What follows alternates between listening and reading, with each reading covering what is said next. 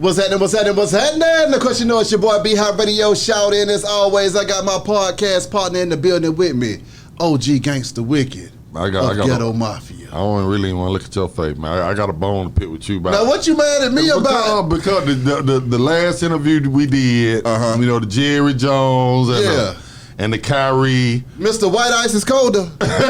Excuse me, Mr. White Ice is colder. I'm dipping all that, but right now, man, I'm just, you know, we here with a legend. That's right. You know what I'm saying? So we're going to get into that a little bit later on, man. But, you know, I'm here with my homie, my east side homie. Shadi, what's happening, man? Yo, what's up, homie? Yeah, man, with MC Shadi, man, in the building. See, I got my I told you I'm bringing all east side. Bring them on in here because, see, I'm loved on the east side, too. No, don't try to change it. You know what? Do not try to change it. Who was the one that told the east side, show me a team that's greater? Me. Who was the one on the east side that said I was out here slanging billows? It was me. It was me. You did some weak guy. You might didn't hear, but he said that us guys on the east side, we don't understand how it is to grow up on the west side. They were doing stuff that we wouldn't do. So, you know, they was on the corners.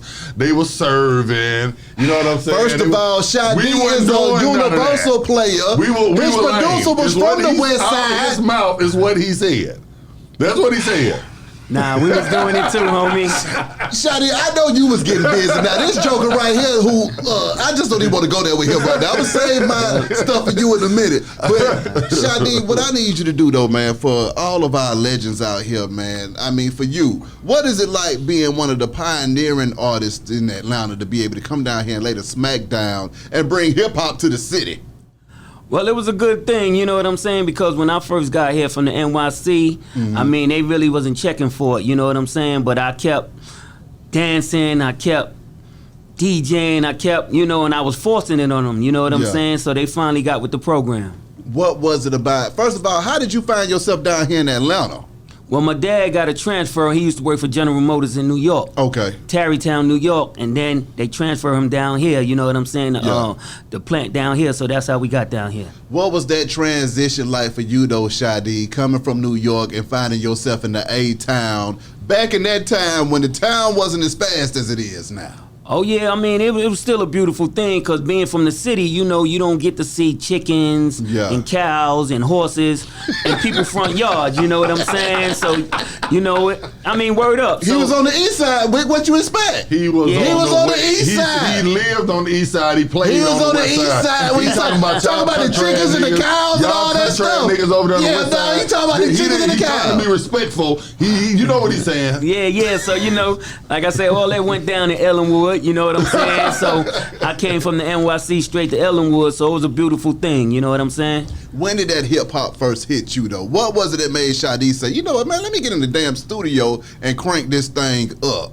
Well, that part of it came later because back in 75, 76, I lived in the Bronx River Projects. And, you know, Africa Bambaataa, you know what I'm saying? He used to play the music outside his window and everybody crowd around and, you know what I'm saying? We break dance, we do the hustle with the Puerto Ricans and everything, you know? Yeah. Oh, now he just said something behind it. Come on with it. You said Puerto Ricans and stuff. That's right. Because you were Fat Joe. Now, what did Fat Joe say? Fat Joe said that they were instrumental, the Latino community, with hip hop, and everybody got on him about that. Yeah. Now you saying that? Nah, the Puerto Ricans was there. Trust me, bro. Yeah. They was there. Trust me. That's real right there. You know what I'm saying? I'm with that. Yeah. I want to ask you something real fast. You know, I got a flyer from my homeboy Pastor Troy the other day. Okay. And you know, they throwing a legend show here. And it's going to be Pastor Troy, Raheem the Dream, I believe, Sammy Sam the Hitman, and there's one more person, Kilo Ali. Okay. Now, I saw this flyer, and the first thing came to my head was like, where in the hell is MC Shadi at? You understand what I'm saying? Yeah. One, you were before all of them, all of us. And two, you know, not only were you just before us, but you kind of put Atlanta on the map. You did. How do you feel when you see these old school shows? Cause I saw you at one or two that we don't perform together. Yeah, definitely. But how do you feel when you see the majority of these old school legend shows and they don't have the legend who started it all on the motherfucker? I feel disrespected, you know what I'm saying? I'm going to be honest with you, you know what I'm saying? Because, you know, I laid my ground down You know what I'm saying? Before all of them, like you said, you know what I'm saying? But they act like I'm under a tunnel somewhere smoking crack or something. You know what I'm saying? Wow. Word up. Do you think Shadi is because of your NYC roots? You think that they you know that It gotta be. that subconsciously a person that they just like, well, yeah, he started, yeah, he put it on, but you know, because my mother always looking for something. It's just like the same with Ghetto Mafia. People will be, you know, some people will be like, you know, yeah, Ghetto Mafia was the first kind of doing that trap shit here, this or that or this or that, but they from Decatur. Yeah, You know, come it on, ain't man. really Atlanta. I mean, like come on. this guy. Well, no, I never felt like that. You know, I enjoyed Straight from Decatur until I met the guy behind the song. When I finally met the guy that made the song, it kind of just ruined it all for me. Now, when it comes to Gotta Be Tough, when I met that guy that made that song and that project, Right. I realized that what legends are really made of. Man, thank you, brother. Thank you. Yeah. But yo, the thing is, check it out. What he just said, right? So, like he said, Decatur, they gotta understand New York City got rappers, but you got the Bronx, Brooklyn, Queens, Yeah.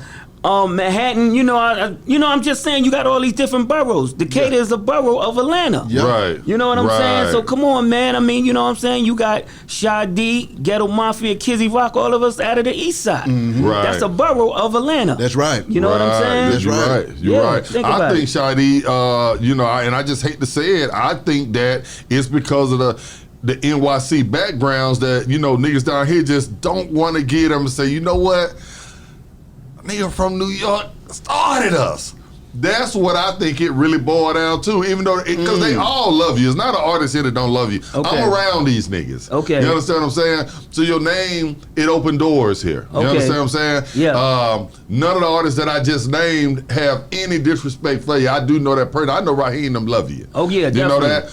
But I still think subconsciously they just like, man, it's just hard for me to say it. You know, it ain't just New York. Could have been Cali. Could have been, you know, it could have been Texas. Man, this nigga from Texas started rapping Atlanta. So I think that subconsciously, that's kind of, it got to be a homeboy from Atlanta that did it in the eyes of a lot of rappers. And I don't know if that makes sense or not. That make a lot of sense because, I mean to cut you off. That make a lot of sense because it's like, people really didn't start appreciating Atlanta rap until Outkast came out. Right. They was like, yo, these boys some really dirty South ATL born guys. You know what I'm Right. saying? So that make a lot of sense what you said. You know what I'm saying? But still in all, you got to give it up where it came from. You know what I'm saying? Mojo was first and then me. Mojo was local. I took it worldwide. Come on. That's You right. know what I'm saying? That's right.